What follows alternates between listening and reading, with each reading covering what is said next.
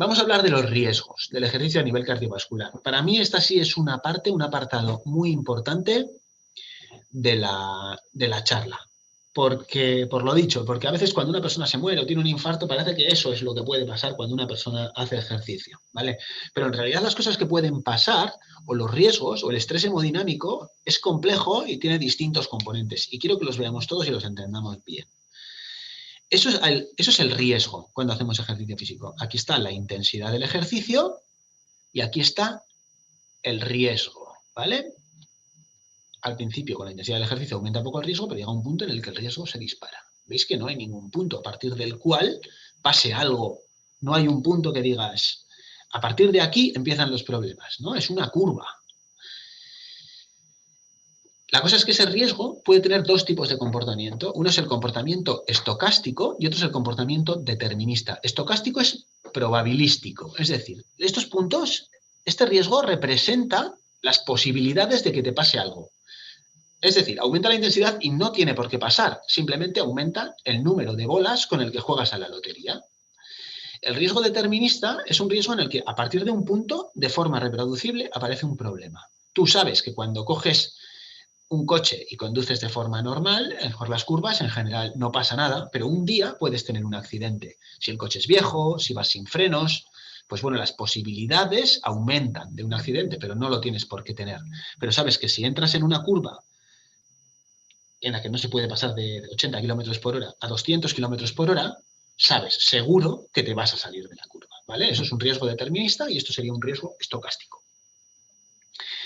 Entonces, el riesgo, aparte, se divide en distintos tipos de riesgo que pueden tener un comportamiento u otro. Vamos a hablar del riesgo isquémico, vamos a hablar del riesgo trombótico, el riesgo arrítmico, el riesgo hemodinámico, el riesgo hemorrágico, el riesgo de rotura vascular, el riesgo accidental o de pérdida de control y el riesgo de progresión de la enfermedad, ¿vale? Veis que hay más incluso, ¿eh? Hay el riesgo asociado a los dispositivos de estimulación como los marcapasos, los desfibriladores, pero bueno, vamos a dejarlos fuera de la ecuación, pues porque si no ya se complica un poquito la cosa. Vamos a hablar del riesgo isquémico. El riesgo isquémico es el que tenemos cuando tenemos alguna arteria coronaria obstruida, tenemos alguna placa de colesterol, mal dicho, una placa de colesterol, una placa de ateroma, ¿vale?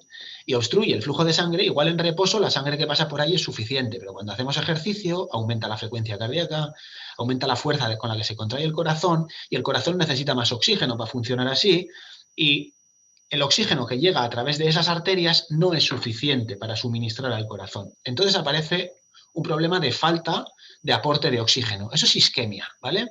Se produce isquemia a partir de un punto, a partir de una determinada intensidad. ¿Qué intensidad? Pues dependerá de cuántas lesiones tengamos, de cómo de graves sean, de dónde estén, si están en un trozo de la arteria más importante, menos importante, ¿vale?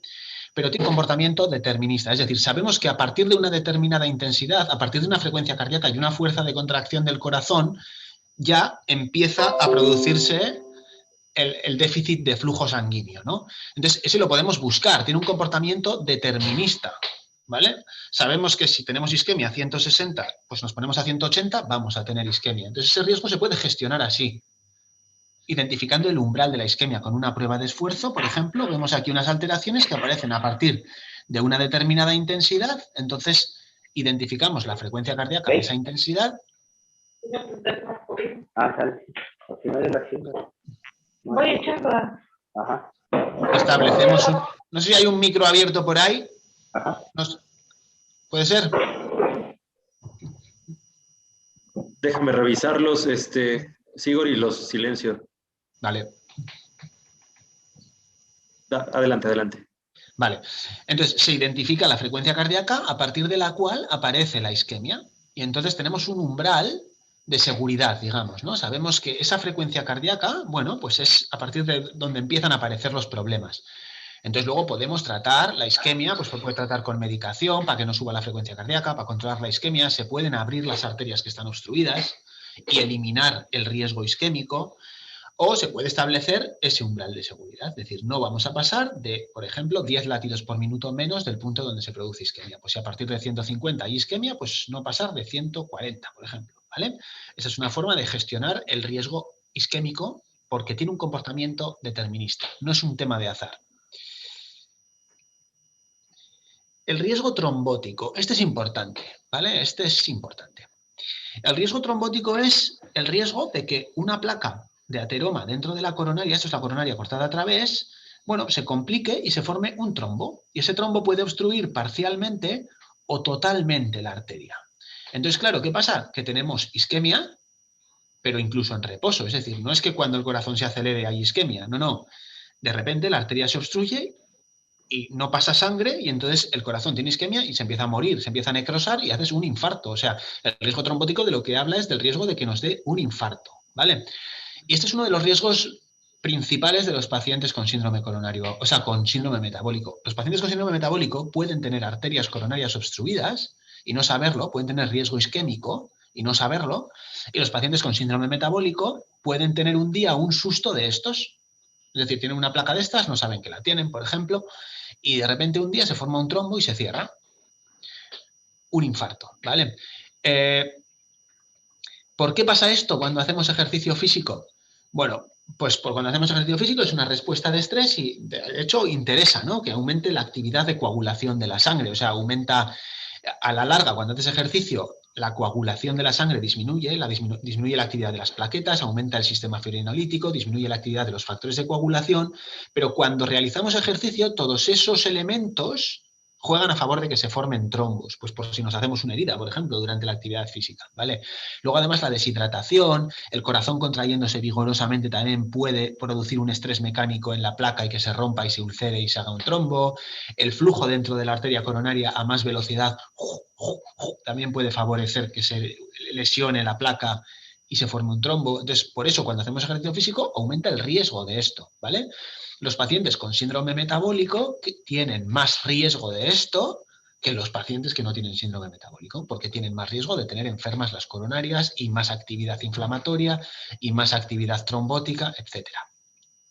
Entonces, ¿qué aumenta el riesgo trombótico? Pues lo dicho, el síndrome metabólico, por todos esos factores de riesgo, la dislipemia heterogénica, el aumento de la trombogenicidad, el aumento de la presión arterial, de la frecuencia, bueno, todo lo que compone el síndrome metabólico. El tabaco también aumenta muchísimo el riesgo trombótico, por eso se le suele decir a la gente que fume que por lo menos no fume una hora antes y una hora después de hacer ejercicio.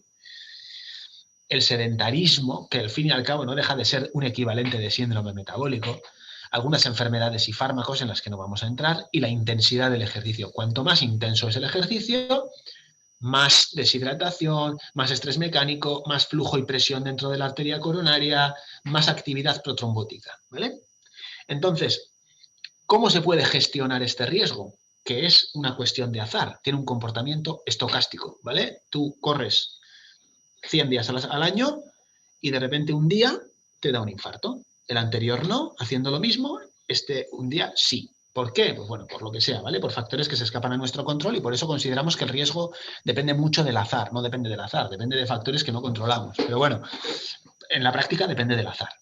Entonces, tenemos que controlar este riesgo pues, con un estilo de vida que controle el síndrome metabólico, no fumando, practicando ejercicio físico con regularidad, porque disminuye mucho el riesgo trombótico, luego vamos a ver cómo, controlando la deshidratación. Hay que estar bien hidratado pues, para disminuir el riesgo trombótico. Cuando están indicados los fármacos antitrombóticos en gente pues, con un infarto, etcétera, tomando fármacos que disminuyen el riesgo trombótico. Y si acaso, gestionando la intensidad del ejercicio, ¿vale? Luego veremos a ver hasta qué punto esto de condicionar la intensidad para gestionar el riesgo trombótico tiene algún sentido o no, ¿vale? Es complejo, pero bueno, sabemos que la intensidad, si es muy alta, pues aumenta el riesgo trombótico. Entonces, entrenar a determinadas intensidades muy altas, pues fuera de un contexto de rendimiento y tal, si no nos interesa, pues a lo mejor no es necesario, ¿vale? Si no nos planteamos hacer pues, interválicos de alta intensidad, por ejemplo, pues por otros motivos, pues bueno, pues si tenemos el riesgo trombótico alto, a lo mejor no es el momento de hacerlos, ¿vale? No es el mejor escenario para hacerlo. Pero bueno, se puede hacer, ¿eh? Respetando una serie de medidas. Ya veis que el riesgo trombótico, bueno, pues tiene este comportamiento. Entonces, ¿dónde empieza? Podríamos decidir a qué intensidad decidimos no pasar, ¿no? Esta, que ya empieza a aumentar el riesgo, esta, aquí que se dispara, ¿de dónde no pasamos? Bueno, pues bueno. Generalmente el segundo umbral metabólico o el segundo umbral láctico, o el umbral anaeróbico, o el segundo umbral ventilatorio, pues suele ser el punto que generalmente se usa como referencia porque ya ahí es donde se dispara la respuesta de estrés y se dispara el riesgo, ¿no? Pero aún así, el riesgo en términos absolutos sigue siendo bajo. Es decir, si tú haces un hit, las posibilidades de que te dé un infarto son muy bajas igualmente, ¿vale? Igual se multiplican por 5, pero siguen siendo bajas. El riesgo arrítmico. ¿Qué es el riesgo arrítmico? Bueno, por entender el riesgo arrítmico es el riesgo de que tenga una arritmia mala, una arritmia de esas que tiene la gente cuando se muere en la calle. O sea, la muerte súbita, siempre dicen, ¿le ha dado un infarto? Bueno, ¿le ha dado un infarto o no? Lo que seguro que le ha dado, o casi seguro, porque tampoco es seguro, es una arritmia maligna, que puede ser por un infarto o por otra cosa, ¿vale? Pero la gente que se muere en la calle no es que le haya dado un infarto, es que ha tenido una muerte súbita, ha tenido una parada cardíaca porque probablemente ha tenido una arritmia maligna. Y para tener arritmias malignas hay que querer y hay que poder, ¿vale? Y poder quiere decir que hay que tener algo en el corazón que esté mal. Hay que tener una cardiopatía, cualquiera, ¿vale? O sea, o puedes tener isquemia, puedes tener falta de riego, lo que hemos dicho antes, ¿no? Riesgo isquémico, pasamos el umbral de isquemia, al corazón le falta oxígeno, se pueden producir arritmias. Un infarto agudo, riesgo trombótico, empieza a morirse el músculo en la fase aguda, es una situación muy vulnerable para que se produzcan este tipo de arritmias. Un infarto crónico, una cicatriz de un infarto, viejo ya, puede ser un sustrato para que se produzcan arritmias. La insuficiencia cardíaca, un corazón funcionando a presión. Bueno, y algunas otras enfermedades, ¿vale? Las enfermedades de corazón en general favorecen que se produzcan arritmias, pero hace falta provocar a ese corazón para que tenga esto. Entonces, el ejercicio físico es una provocación. ¿Por qué? Porque se producen catecolaminas, adrenalina y noradrenalina. La curva que os he mostrado antes es la curva de la adrenalina con respecto a la intensidad. Esta es la de la noradrenalina. Las catecolaminas son el mayor insulto arrítmico para el corazón. Es la mayor provocación que existe para tener una arritmia, ¿vale? Veis que en las altas intensidades se dispara la adrenalina. Y eso es lo que hace que en un corazón predispuesto se pueda producir esto, ¿vale? Por ejemplo, durante un infarto agudo. Además, la acidosis por encima del segundo umbral, pues también es otro estímulo, otro insulto arritmogénico. La deshidratación, el baile de electrolitos, magnesio, potasio, ¿no? Pues pueden favorecer las arritmias, el aumento de la temperatura central, la hipoxia, ¿vale? Entonces, el ejercicio físico puede actuar como desencadenante de arritmias en un corazón predispuesto, pero una vez más el comportamiento es estocástico, es probabilístico, ¿vale? Corremos 100 días, tenemos una enfermedad en el corazón, tenemos un infarto. No sé si te alcanzaste a conectar ahorita que estamos en la discusión. ¿Perdona? Carlos, no te oigo. Adelante, Sigor. No, había un micrófono abierto. Adelante. Vale. El comportamiento es eso. Tú puedes tener un infarto crónico y en general no vas a tener ningún problema y de repente un día vas y lo tienes. Pues es una cuestión del azar o de factores que escapan a nuestro control. Es verdad que la fase más vulnerable es al principio, ¿no? Cuando te está dando el infarto o después de un ingreso por un infarto y por eso la rehabilitación cardíaca se hace en esa fase, para supervisar esa fase. Pero bueno, nunca estás exento de riesgo y un día puedes tener un disgusto y al final pues tiene un comportamiento, lo que hemos dicho, como el de la lotería, ¿vale? ¿Cómo se gestiona este riesgo? Bueno, pues controlando el riesgo isquémico, trombótico y la insuficiencia cardíaca, que sabemos que son patologías que predisponen a tener arritmias, hay que tratarlas bien, hay que intentar evitarlas o tenerlas controladas si las tenemos. Tratamiento antiarrítmico, o sea, fármacos para evitar las arritmias si están indicados. Importante, supervisión. Cuando el perfil de riesgo es alto, hay que supervisar el ejercicio físico. Y cuando las enfermedades son agudas, como en un infarto agudo, evidentemente no se puede hacer ejercicio físico porque el riesgo arrítmico aumenta una barbaridad, ¿vale? Y cuando son crónicas, pues habrá que decidir, pues en la insuficiencia cardíaca o en los infartos, si hace falta una fase supervisada de ejercicio. Y luego, muy importante, y hablaremos de ello también, el plan de actuación urgente por si se produce una arritmia con un desfibrilador, porque es el tratamiento que cura esto, ¿vale? Con unas tasas de efectividad altísimas. Entonces es muy importante este punto, luego lo veremos. Estos tres riesgos son casi todos los que gestionamos habitualmente, ¿vale? Riesgo isquémico, riesgo trombótico y riesgo arrítmico. Estos son los riesgos que atañen al paciente con síndrome metabólico. El paciente que tiene síndrome metabólico puede tener lesiones obstructivas que le producen riesgo isquémico, puede tener un infarto un día, puede tener una arritmia por esto y por el ejercicio físico o por lo que sea, ¿vale? Entonces, estos son los más importantes. Luego vamos a ver estos también, ¿eh? Este también es importante. Fijaos, la muerte súbita de los deportistas es esto, ¿vale? Fijaos que hasta los 30, 35 años, bueno, la tasa aumenta, pero no se dispara. Es a partir de los 35 años que se dispara. Y se dispara fundamentalmente a expensas de la cardiopatía isquémica. Estos son los pacientes con síndrome metabólico, ¿vale? O no, a veces no tienen síndrome metabólico, pero bueno, el paciente con síndrome metabólico es esto, o el riesgo que tiene es este. Y estos son otras patologías, pues más de tipo genético, tal, ¿vale? Entonces, que tienen menos importancia a medida que pasa el tiempo. Entonces, esto es lo que es responsable de las muertes súbitas relacionadas con el deporte. Aquí hay mucho riesgo arrítmico, aquí ya hay más riesgo trombótico, riesgo isquémico, ¿vale? Y riesgo arrítmico. Luego veremos esta gráfica otra vez. Vamos a seguir con el riesgo hemodinámico, que me parece muy importante. Puede tener un comportamiento determinista o estocástico, y ahora lo vais a entender. A ver, la insuficiencia cardíaca o el riesgo hemodinámico es cuando la presión, es decir, el corazón es una bomba hidráulica y tiene que bombear la sangre para adelante y que no se acumule por detrás, ¿no? La tiene que achicar por un lado y bombearla para el otro. Entonces se encarga de gestionar el gasto cardíaco. Cuando el corazón falla o alguna de las válvulas falla o el corazón tiene alguna alteración estructural, pues a veces no es eficaz en eso. ¿Y qué pasa? Que no consigue bombear suficiente sangre. Entonces o baja la tensión arterial o disminuye el flujo a los músculos y nos cansamos, o aumenta la presión por detrás del líquido que viene por detrás y eso produce congestión, retención de líquidos, también fatiga, ¿vale? Generalmente suele ser más esto, y esto aparece en las fases más graves, es decir, la hipotensión, bueno, la congestión suelen ser los síntomas iniciales de los pacientes que tienen un fallo de bomba. Entonces, ¿cómo se gestiona esto, no? Cuando un paciente tiene una bomba que no funciona bien desde hace muy poquito tiempo o ha estado ingresado hace poquito porque ha retenido líquidos, porque tenía insuficiencia cardíaca, pues bueno, pues es un paciente delicado que si le ponemos a hacer ejercicio le estamos sometiendo a más estrés hemodinámico, le estamos haciendo trabajar más a ese corazón y podría volver a descompensarse. Entonces, las fases iniciales de un paciente con insuficiencia cardíaca cuando hace ejercicio, pues bueno, pues tienen un riesgo que podemos pensar que si le sometemos a un determinado estrés a lo mejor lo descompensamos y lo manejamos como si fuese determinista.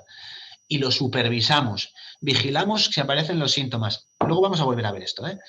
Vigilamos a ver si aparecen esos síntomas de retención de líquidos, aumento de peso, fatiga, sesión tras sesión cuando el paciente viene al gimnasio con nosotros. Por eso se supervisa, ¿vale? A medida que va pasando fases supervisadas de ejercicio y tolera bien el ejercicio, ya es menos probable que se descompense y entonces ya si tiene una descompensación pues va a tener un comportamiento un poco más por factores que no controlamos, más estocástico, más probabilístico, ¿vale? No tan determinista. Entonces, después de una fase de supervisión, disminuye el riesgo, porque ya hemos visto que no pasa nada. Y luego los pacientes que tienen insuficiencia cardíaca, a veces, o los pacientes que toman fármacos para la tensión arterial, a veces pueden tener, pues como cuando haces ejercicio físico, sube la tensión arterial, pero después de hacer ejercicio físico, baja por debajo de los niveles que teníamos antes de ir al gimnasio.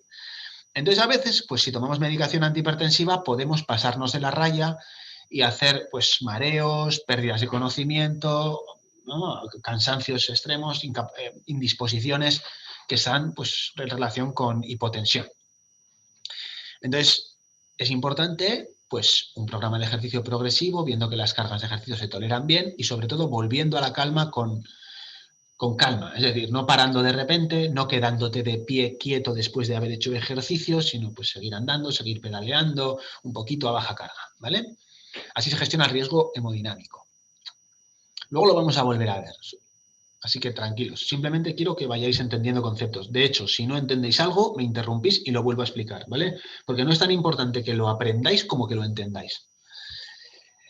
El riesgo hemorrágico. El riesgo hemorrágico tiene que ver con los fármacos que toman algunos pacientes del corazón.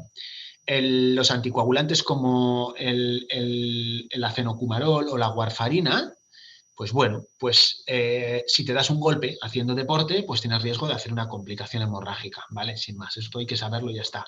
Los pacientes que toman fármacos antiagregantes, que son parecidos a los anticoagulantes, pero entre comillas más suaves, pues bueno, cuando toman un antiagregante en general no pasa nada, no suele haber problemas, pero cuando toman dos, que suele ser después de un año de un infarto, por ejemplo, que te ponen un stent o alguna cosa así, pues al final es como si estás anticoagulado y hay que tener cuidado con los deportes que implican riesgo de contacto, caídas, etcétera, ¿vale?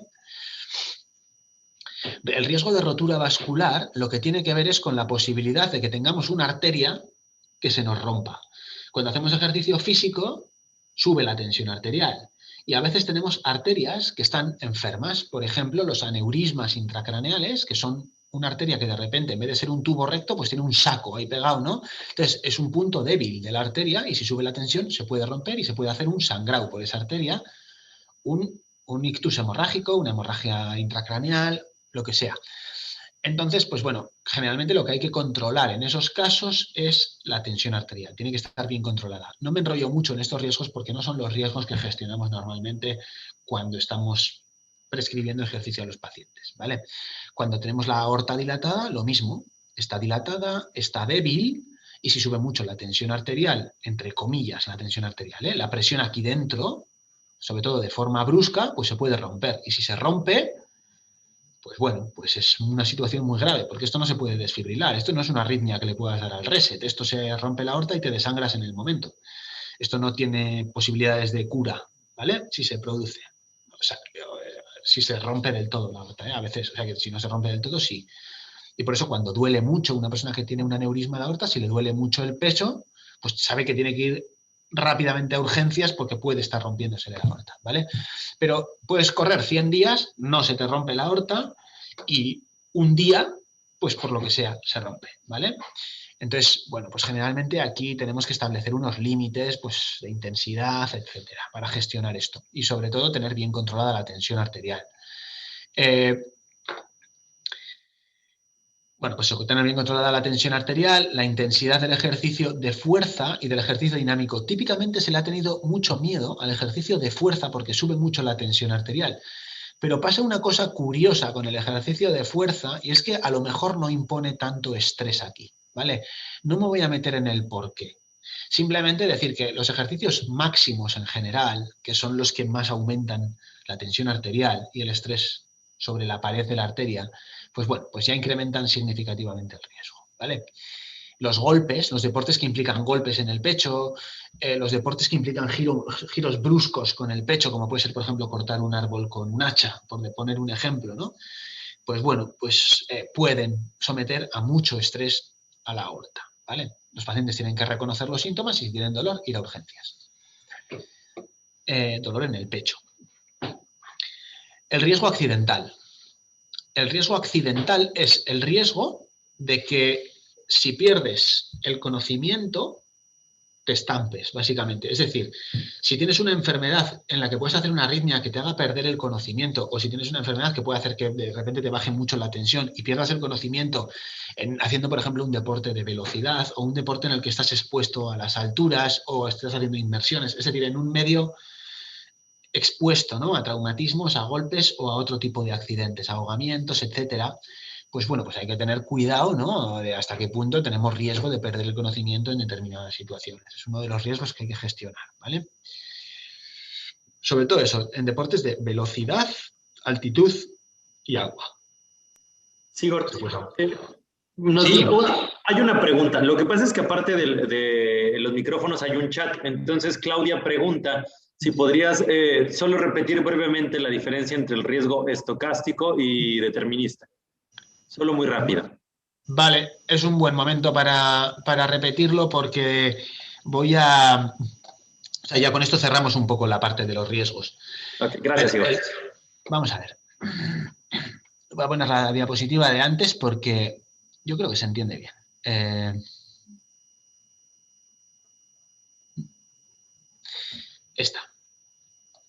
A ver, el riesgo estocástico es, a medida que aumenta la intensidad del ejercicio, vamos aumentando el número de bolas con las que jugamos a la lotería, ¿vale? Es decir, si corres al 50% del VO2 max, pues juegas con un número a la lotería.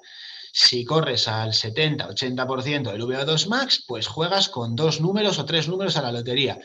Si corres al 90% del VO2 max, pues ya juegas con 5 números a la lotería. Probablemente nunca te va a pasar nada, probablemente nunca te va a tocar la lotería, pero el riesgo aumenta la probabilidad de que te pase algo. El riesgo aumenta la probabilidad de que un día, o sea, la intensidad aumenta la probabilidad de que un día se te rompa la aorta, la probabilidad de que un día te dé un infarto, la probabilidad de que tengas un accidente en el coche. Bueno, pues a medida que te vas quedando sin frenos, que no haces el mantenimiento del coche, que no cambias las ruedas, etcétera. No tiene por qué pasar nada, pero a medida que vas aumentando la velocidad, pues las posibilidades de tener un accidente van aumentando. El riesgo determinista lo que es que tú sabes que a partir de un determinado punto aparecen los problemas. Es decir, hay una intensidad que determina lo que va a pasar. Tú sabes que si el corazón funciona a 70 latidos por minuto y se contrae con una fuerza X, necesita un flujo de sangre X. Si tienes una obstrucción en una arteria, ese flujo de sangre por ahí no puede pasar. Entonces tú sabes que a partir de una determinada intensidad, frecuencia cardíaca, se produce el problema de forma reproducible, sí o sí. ¿Vale? Puede haber excepciones, pero sí o sí.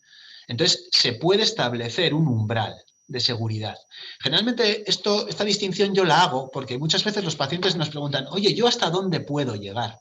Y esa pregunta es muy difícil de responder. De hecho, tengo un artículo escrito entero sobre esa pregunta, porque al final la mayor parte del riesgo es probabilístico. Entonces, cuando un paciente juega a la lotería, no te pregunta con cuántos números tiene que jugar, o si tiene que jugar al euromillón, o a la lotería, o a qué. Él decide, él asume los riesgos. Sin embargo, cuando el riesgo es determinista, nosotros sí que podemos establecer un umbral de seguridad. ¿Hasta dónde puedo llegar? Pues mira, hasta aquí. ¿Vale? En los riesgos deterministas podemos establecer un umbral de seguridad. En los riesgos estocásticos, no. Quizás no se ha entendido porque no he explicado cuál es la aplicación de esto como lo he hecho ahora, por ejemplo. ¿Vale? Que ahora a lo mejor se puede trasladar al paciente la diferencia entre estos dos riesgos. No sé si se ha entendido ahora, o si queda alguna duda o... Gracias, Igor. Gracias por la aclaración. Vale. Pues si se ha entendido, seguimos. Luego queda el riesgo de progresión de la enfermedad, pero esto no nos interesa porque el riesgo de progresión en realidad es en algunas enfermedades, no raras, pero bueno, sí, la fibrilación auricular, algunas enfermedades arrítmicas del músculo del corazón, pues pueden empeorar con mucho ejercicio físico.